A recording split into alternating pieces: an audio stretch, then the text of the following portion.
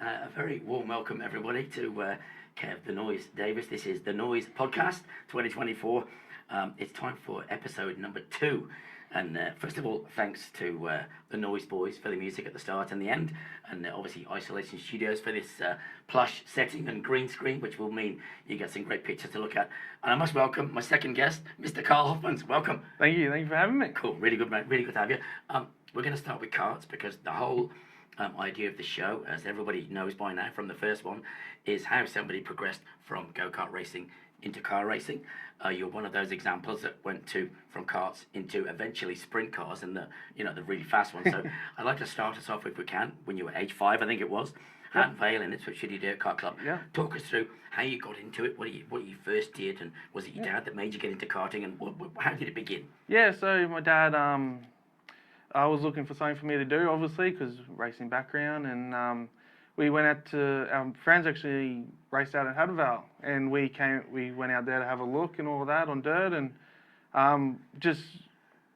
while we were there was a guy actually selling a go-kart, junior go-kart, a Benson go-kart, the old Benson dirt go-kart, and next minute you know, Dad's making a deal, and next thing you know, I think at the end of that week, we had a go-kart in the shed. Right. So, and then I think it was that weekend we got actually racing, so it was pretty good. At this point, was your dad racing sprint cars? Yes. Yeah, so there's a bit of pressure, like, because if your dad wants you to race, you kind of know what he's doing. It's like, ooh, I've got to perform, but you were very young. Yeah, I was 5 years old, 6 years old, and, as a 5, 6 year old, just putting your foot down and having so much speed. You think you have so much speed at that point. It's really incredible, know, and I was just happy to actually be driving. It was good. So Haddonvale, Marmar Creek, yep, and Ipswich City Dirt Kart Club with the closure, I think, of Haddonvale. Yeah. So what was Marmar Creek like? A bit weird, It was the first track that was like different levels, like where the start finish line is higher than where the back area is, and it was the first one where you sort of like went up and down a lot, and it was a lot different, to go to. And at that age, how fast were the karts that you were driving? Were they commas, or what engines were they? It was I think it was like a standard 4-stroke at the time back then. Right, so when I was racing, so it was really good. And so it would have been 50 or 60 kilometres an hour at least. Nearly, yeah. Yeah, all right, yeah. So I got it under control a bit. 5 or 6 years of age, that would have been a bit, would have been really exciting. It was. It was really good, and I was like really honoured to race. It was good. Cool. All right. So you moved on, obviously, during your progression in karting. Ipswich City Dirt Kart Club, you became a regular there. Yeah. And I think there's a few successes at that. Yeah. Tell us about that. It was when they first started out there, they were actually just racing Sunday, so it was a lot easier with the sprint car schedule. Dad racing Saturday, we go out Sunday to go race go-karts, and it was times where we were winning really well. We were getting seconds, and we actually got, I think it was a top 3 in club points, and it was really fantastic, and it was really good to be in. Made it to a junior club championship winner. Yeah. What age was that? How old were you then? Were you sort of 7 or 8 by then? Or? Yeah, 7. I think it was 8 or 9. I think I was at that time. Right. So you done a few years in karting. Yeah, I'd done a few years in go-karting. And as I know about Ipswich City Dirt Kart Club, I commentate every other weekend lately. It's one of those, I think, where people would learn to drive and learn those skills you're obviously going to utilise later in your career, because we call it turn right to steer left. Yeah. It's got it all. So it's got really fast, straight, really tricky corners. So you're going to learn a bit of everything in that one.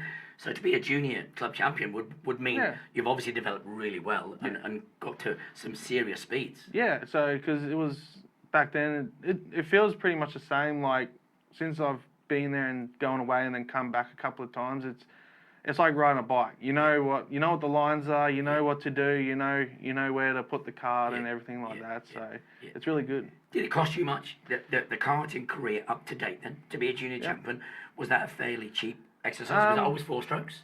Yep, there was still 4 strokes at the time. There was no 2 strokes. Right. Okay. Yeah. So I remember. Yeah. So Ipswich City Dirt Kart Club was mainly 4 strokes. 4 strokes. Wasn't it? So Haddonvale joined them. I think it was. Yeah. So in a 4-stroke junior champion. Money-wise, was it still fairly cheap? The cart we used the whole way. We never changed carts because once you have the cart, you're good in. You don't need to change much. But the engine-wise, I think Dad just kept upgrading it, just kept building it up, and I think so on and so on. He kept getting new motors and building them up. And Bob Gossard, I think, built our last real good junior motor. Yeah. And I think that was the one that really took us up a bit. So. Right. And there were still big fields in that era when you were Yeah, racing. You weren't up against 2 or 3. There would have been quite a few because it's always been a fairly busy club. Yeah, I believe it was. I think it was like between 10 or 15. Like by memory, I remember there was a lot of kids there at the time, and I think most of those kids now are actually the seniors and all that now. So it's pretty good. Back in the day, then you've gone from a 5-year-old to an 8, 9-year-old, and maybe even 10. It interests you to do a club. I very rarely get to ask this question, but down the front straightaway, the Gott side straight, one end is a sweeper, the other end is a fairly tight hairpin. Yep. And even as a junior, you're going to go really quick down there. Which is more favourable, the sweeper or the other end? And how do you control that slide in the sweeper? Is it really easy to get used to or difficult?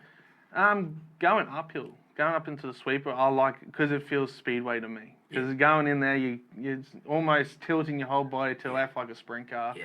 And it just you really want to get out sideways, but you know it's the slowest way. But going uphill is the fun one for me because it just feels more natural for me, especially coming out of the last turn as well. Yeah. It just feels good, just kicking it out and. So at that age, you were already wishing for a bit more power on the right foot, so you could slide it and have power and drive it through. Yeah, but it wasn't there yet. No, we weren't there yet. But you were still having fun in the go-kart. Yep. Now you've moved on and you've gone to sedans. Yep. Yeah. So from the karting into sedans, Archfield, T-bar, and. Yep. What was the transition all about? What is that? Because you just wanted to progress from karting because you'd done enough in karting? What was it? Or was it a career change, a career path? What were you doing? It was a bit of a disaster when the 2011 floods happened. Like, because that flooded our whole shed. We had the junior sedan coming. We had the whole cart got absolutely destroyed. The motor got flooded in and all that. So we made the decision to work more towards the junior sedan. And because obviously Dad wanted me to try and get into the speedway side of things at that time, and that's when Ipswich started going Saturday night racing, so it was harder again. And then we made the decision to go to sedans. Right. The Hatchet Raids. Do you think at that point did you think karting was out of your system, or did you still enjoyed it and thought, I'll go back one day? I'll go back one day. Yeah. Like always. Like I said, it's like riding a bike. You always go back. You always have the fun that you had when you were a 5-6-year-old kid. Yeah. All right. Tell me about the sedan. I'm keen to know what that was all about first of all, because obviously it's a big move.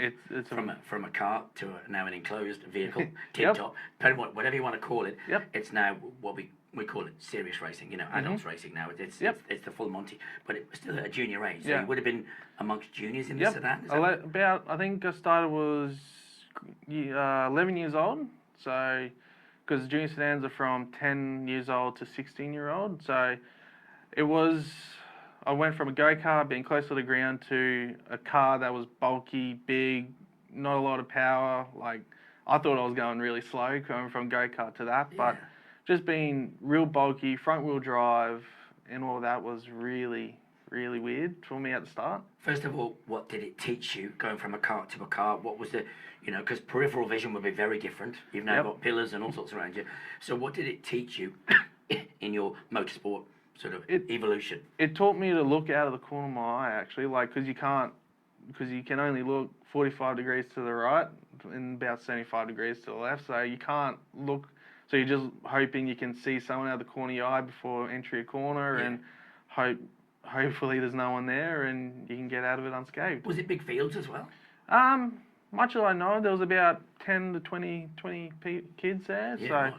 There was kids from 15 to nearly 16-year-olds to all the way to 10. So all, I imagine, wanting to progress into higher levels of motorsport. That's why they're all there. Yep. So dads are all getting in their ears. Yours would be too. Yeah, he was. He's at the minute still racing a sprint car, I believe. So there was about 3 or 4 times where he was racing the sprint car the same night I was racing the junior sedan up at Toowoomba before it was banked. Yeah. And at Archerfield we did a couple of times as well, but it was really hard to do both. One from the sedan, one in a sprint car. Did he tune you up, or did he let you sort of learn slowly? Because I'd imagine he'd have been a bit hard on you, knowing what he's about to do. Yeah, he was pretty easy on me because he did it. He actually came from sedans as well. So But he taught me a little bit, but in that sort of thing, it was trying to learn all myself. So in that stage, so yeah. Now I imagine because you hear about stories about the Excel. Let's talk about Excel for a second.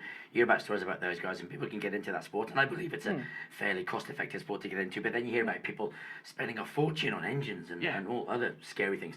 With the sedan, was it a relatively easy transition? Was it expensive? What was the easy part? What was the hard part? The easy part was the frame, because our next door neighbour actually built the roll cage, and by my memory, they sponsored us at the time, the roll cage, because they obviously knew Dad very well. Yeah.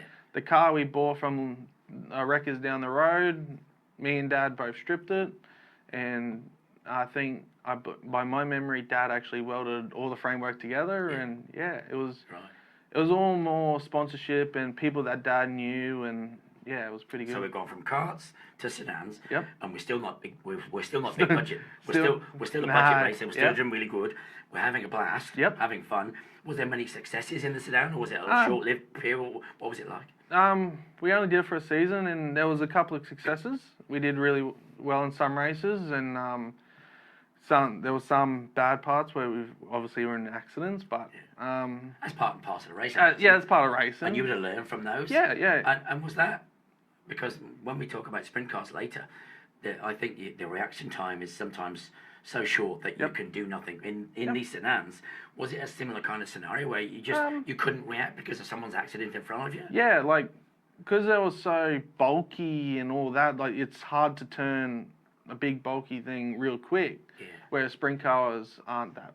They're pretty actually easy to stop because of the brakes and all that and how light they are. But it was mostly we were on wet racetracks and someone spun out in front of me. I'm slammed on the brakes, so I got nowhere to go because I can't turn.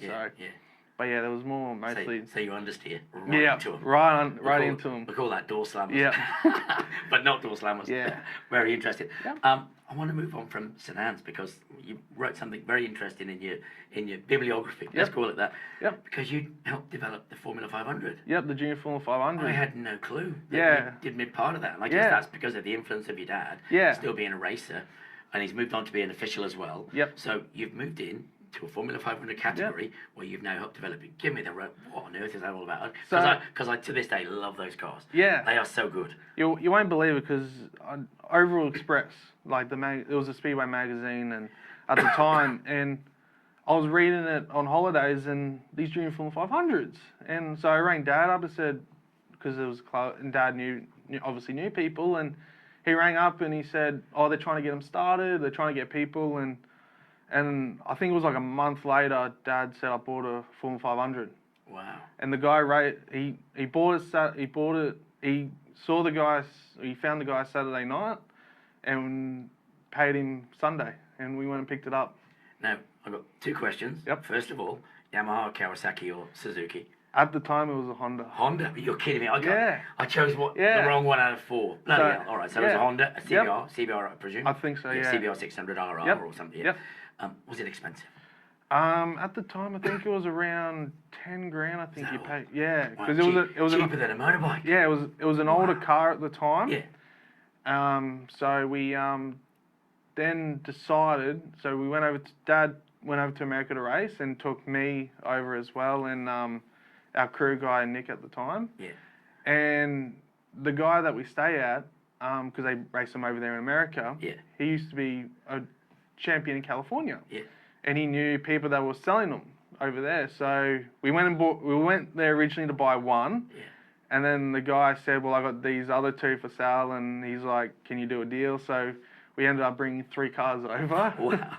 Hang on. Were they 10 grand each? Surely it must have been a bit more. Two of them were, I think one of them was a complete car. That was, I think it was around 10 to 15,000. Wow. We're still talking really cheap. Yeah. That's at the time, like that's fabulous. Because they're different rules than us with the motors and all that. So sometimes we have to buy the motors over here. Yeah. But we bought 2 complete cars, and then he bought a frame, and then he bought a whole.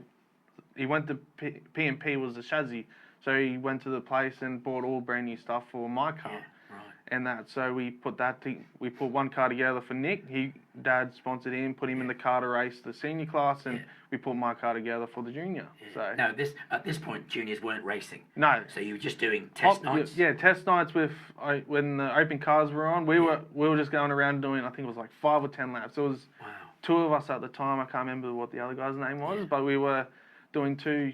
I think it was like 5 to 10 laps, and that's what we did. We did it up at Toowoomba. I did one session at Toowoomba, and I think I did 3 or 4 at Archerfield. Did you get to reasonably good times? Because they were a fast car. Yeah. Did you get pretty quick? Cause much as I remember. Remember, you've not been into a sprint car yet, so this is from sedans to something which is much like a mini sprint car and really fast. So do you remember what kind of times you did?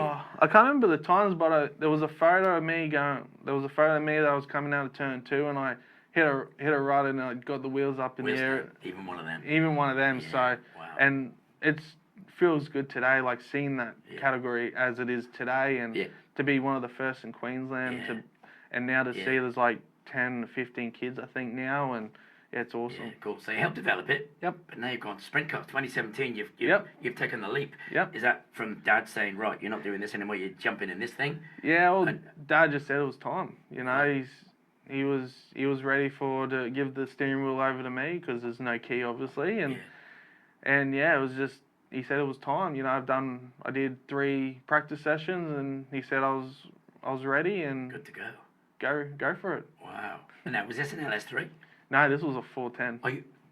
So you're going straight from practicing in a Formula 500 straight to a 410, which is, well, I think back in that one would have been what, 900 horsepower, 910. He bought me a smaller motor, a dash 12. It was about 850 horsepower at the time, so wow. 800. That's still mental. Yeah, it was still giving me the frights, but we'll go for it. So talk us through that first season in the sprint car. Then you've gone, and again, let's just quickly recap. You've gone from karts to sedans to sprint car. Yep. Expense-wise, is it still not overly expensive, or has it gone up a substantial amount? The sprint, it goes up. It goes up substantial. So, it's incredible but for us, Dad budgeted $2,000 a night. That's without damage. So that's what it costs a night to race a sprint car. $2,000. Yeah. Wow. So that's without damage. But again, if you get sponsors and you want the fun, and sponsors can support a lot of racers to get their name on a car, which is getting a lot of footage, a lot of coverage. It's quite worthwhile for some of these major sponsors to have their name on such a premium sport. Yeah. So good. Now 2017, sprint cars for a whole season. Half a season. Half a season. Yeah, it was only half a season. Tell me what happened. Just learning the ropes. You know, just learning what to do, and make sure I just do the right thing. And I think we went up to Toowoomba one meeting, and we got to the end of the straightaway at Toowoomba, the first time in a sprint car in the heat, and put it into the fence. You know, I learnt a lot. You know, and then we went to the next season, and we sort of just picked it up a little bit more. So it was good. All right. Now, with your dad racing, there was some off-season stuff, which was go-karting. So back to a go-kart. I remember this day. I'm going to tell you all about it. Ipswich Kart Club. Down that back straightaway before the back straight, the corner at the end, which I think has been developed now because obviously they've realised how dangerous it was. But you've gone straight through. And you pretty much impaled yourself on whatever's over there. And I think it was a femur. Right femur and left collarbone. That was a big crash and a big accident. A lot of damage. So unfortunately, karting's done after having had some success. After having you were some top success. 5 in a few Warwick and a few other races. So back to a kart, success in the kart, and then it all comes to a blinding stop with a literal stop. You know, it was a big one. It was a real big one. I still remember it, clear as day, and it was a wild one. Like, obviously it frightened me a little bit, but you know, it's one of those things. If you get back into it, you sort of get through it, and it's all good. All right, so we won't dwell on the car return because unfortunately it was a big accident. But you've now got to get yourself fit again. You've got to get yourself fit again to get back into a sprint car, which you've now progressed on to doing. And when it comes to 2019, learning again and getting the thing going. And then 2020, 2021, it's full on. So tell us from 20 to 21 onwards, and what did you do? Yeah, so it was more likely just trying to get everything back right, me getting back in the car, figuring it all out.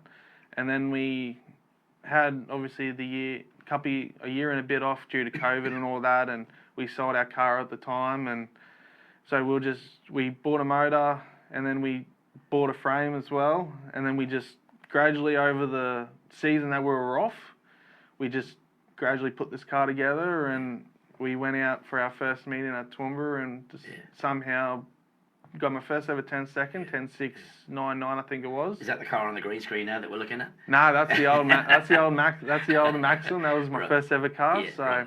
Yeah, carry on. But yeah, it was just a fantastic. I remember that day. You know, I remember the car.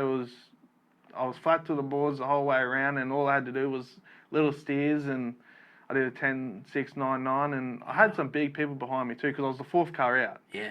So, and I had Callum Walker at the time when he was still racing, Lockie McHugh, Cody Morosky, I think Brian Mann was there, Aaron Kelly, you know, some big Oldfield, you know, like some big names behind me, and I'm just sitting there and I'm just like, oh, who's going to knock me off? Newton was, you know, coming through as well, and Is he in America now? I think he's back. He's back now. So right. So real great success. You know, to get back into the sprint car now is where you want to be. Yep. And having great fun. And successes look like they're going to come your way, and you've got a decent car, and obviously the expense side of it, you're going to be trying to get sponsors and try to continue it on. But there's an even bigger change. Yeah. Something even bigger. So tell me all about what happened, and the old US of A is on the horizon. Yeah. Tell me what happened. So we heard that obviously Archfield was closing down, and we weren't having such a good season at the time, and we just decided to sell everything apart from the mule and our motors to go race in USA. You know, it was a big decision to make, and we picked a schedule where we were going to be there for a good couple of weeks, and we were like, it was like, I think it was like 4, 5, 7 nights in 2 weeks. Yeah. And it was really, really good. Your dad's already done it though, so he's kind of experienced at it. Yep. He knew what he was, let's say, thrusting you into, and he did so. Yep. With, I guess, with a reasonable amount of confidence that you could handle that. Yep. But tell us, you know, what were the tracks like? What were the other drivers like? How big were the fields? And what was it really hectic? Was it fun? What was it like? So Dad sort of built the team up over the couple of years. Like he bought a newer RV, and that just to pull a good trailer, good enclosed trailer where we can put our spares and all that, and then the tracks over there were mental, you know, as they are. Like they get the cushions like nearly 3/4 up a sprint car tire, and if you know a sprint car tire, it's huge. Yeah.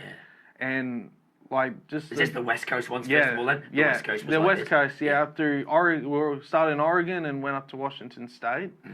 And it was just mental. Like we went to a 3/8 of a mile track, and it was. How fast is the average speed around there? I think it was 140 miles an hour. I was just talking to Steve Pickett on the way in. He'll laugh at this because I said, I'm sure he said 130 miles an hour average. He said, yeah, that's fast, but now it's 140. It's gone up. I'm gonna have to tell him it's gone up a bit. It's a bit quicker. That must be pretty full on though. Yeah. That's a fast speed with lots of other cars all around you. Open wheels. Yeah, One touch, and you're not just gonna go into the wall. No, you're gonna roll a few times. It's gonna be a big one. And I've never felt the car the way it was. Like the car just squats down slowly, and it was just the way I felt it.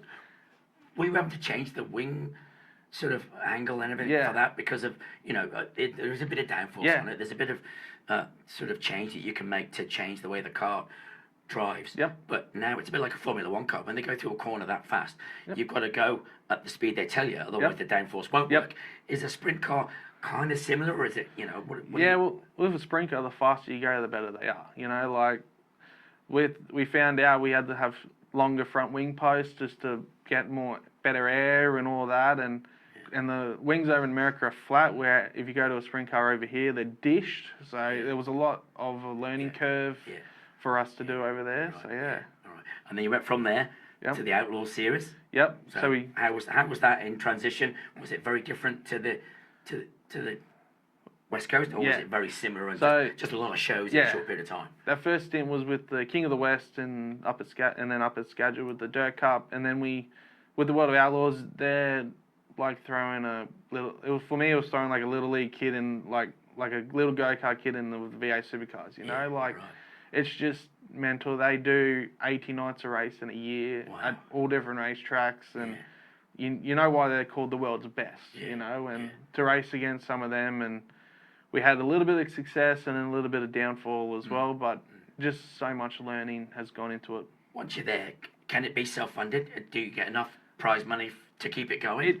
We feel like it was better prize money over there than it is over here, obviously because of exchange rates and all that. But you had to tip some money in still. Yeah, we still had to tip some money in from when we first went over there, but we believe once we actually got over there, like the prize money sort of helped a bit along the way, keep it going and all that. So it was a blast of a holiday more than anything, because you had fun, you raced, and you were in America. Yeah, so it was. Did you eat chili dogs? Hopefully not. Nah, no chili dogs. The last subject I want to ask you about, Team Bateman, is the team you're with now, which I believe was going to be a one-race team for you, or a one entry. It's turned into a season. Tell me all about it. What kind of car you're racing, where you're racing next, and tell me how you hope to continue with that. Yeah, so it was just meant to be at Maryborough when he was away one meeting, because we were meant to get him points and all that, but in the end that sort of fell through and all that. But it was meant to be just one race, and then obviously we had success and we won that meeting. So it was a cool car, what I'm used to and all that. So straight into a car and you win the meeting? Yep. Wow. We won the first heat. We won the first heat. Then in the second heat we came from the back. I think we finished 4th. And then we started outside pole and we took the lead and we really never looked back. Right. And what motor's in this one? I think it was an LS2, I think it is. Okay. So about 550, 600 horsepower, something like that? Yeah. Around. Still driving like a tractor. Yes. But even more, it's just as much fun. Yeah, just as much fun. I feel like it's just driving like go-kart. You just got to keep it nice and straight. You don't want to really get out sideways. You just want to be nice and smooth with it. And that's now going to continue. Is there one to go? One more race to go. The Queensland title this weekend. That's this weekend. That's this weekend at Maryborough. So. And how many are in your field in that one? 26 drivers. 26 drivers. So it's a big show. It's a big show for LS360. So it's going to be a big show. The 410s I think got about 20 drivers. So I reckon the LSs will put on a show. It's going to steal the show, really. Maybe, but some people. I mean, just so you know, I am going to go and commentate at Maryborough for the dirt karts. So for the karting race soon, it's September, I think it is. So I'm going to get my first taste of an oval circuit. I've never done one. Yeah. But tell me, when you go somewhere like Maryborough, which I don't know how long it is, but 26 cars, it's going to be quite difficult to make it to the A main to start with. Yeah. So is there a strategy you go with? There is a way you're going to try and get from starting of the night on the quick time to get to enough points to get to the A main? It all starts with quick time, hot laps. You know, you want to get a good car for time trials. Yeah. And then you got 2 laps to get in your best time, and you hope you're at that pointy end, because I've looked at the format, the all heats are inverted, so all the fast guys are going to come through the rear and try and make their way to the front. So I reckon it's going to be some good racing. So it's because the fast guys obviously got to come from the rear, so it's definitely going to be good. Is there a base setup that you arrive with and then change? Obviously pressures and whatnot that you change in these cars. I've seen a few things that people change. Give me 4 things that you change regularly on a sprint car to make it work at a track, i.e. pressures, wing. What are the 4 main things? Normally it's shocks, tyre pressures, the wing angle, and sometimes the one thing we can adjust is the wing, how far you can go back. So you change the damper on the shocks, or change the shocks out completely? Change the shocks out completely. Oh, right. So you've got stiff ones. And you've got, soft and stiff. In I think 30 seconds, you can have another shock on. You know, it's 2 bolts, one on, one off. And that's in order to obviously get it to ride right, and get it to steer and get momentum off corners onto the track. Because it's a fairly oval track. There's not much of a straight there, is there, Maryborough? There is a little bit. Right. It's a lot better than most tracks. So, Lismore's a bit different. Lismore's really oval. Yeah. But it's just pretty good. Yeah, all right. Who are the main sponsors for you then in this season coming? Have you got sponsors on board with the Bateman team? Who looks after you? I'm not actually too sure because so it's a funded team though. Yeah, and you're basically an arrive and drive driver. Yeah, we just obviously we've been helping Jai, his son, getting him better. Like up at Gladstone when we last helped him, he did a lot better than he that's the McCosker Stadium. Yeah, Is it quite good? That is a fantastic racetrack. racetrack. I had to look at it and it looked cool. Two different corners. I went to go to a race there and I was a kilometre away to park. I thought, I'm not walking that far. It was packed. Yeah, absolutely packed to the rafters. They were there for 2 nights and I think they couldn't put another person in that in the. That's good for sprint cars, but I yeah. think what we're screaming out for in southeast Queensland is another big sprint car track, because we really miss the fact that Archfield's closed. Yeah. Everyone's desperate to get another one. I think it's meant that Toowoomba's really come on. And when I went to the race last year to there, because I don't get to go to many because I'm always commentating, that's a great track. I think it's fabulous. And it's big. I thought it was great. Fast track. Yeah. But again, we need one in Brisbane. Yeah, I think we need one back down here. It'd be good. Yeah. It'd be good for some of the teams that actually base themselves here. So, Cool. but yeah, Right. it'll be good. Cool. We're going to wrap it up there. Karl, thanks for coming on to the second episode of the podcast. Thanks for having me. And it's been really good. So thank you, mate. Good stuff. Thank you. And we'll get it online very soon. Yeah. All good. Thanks, mate.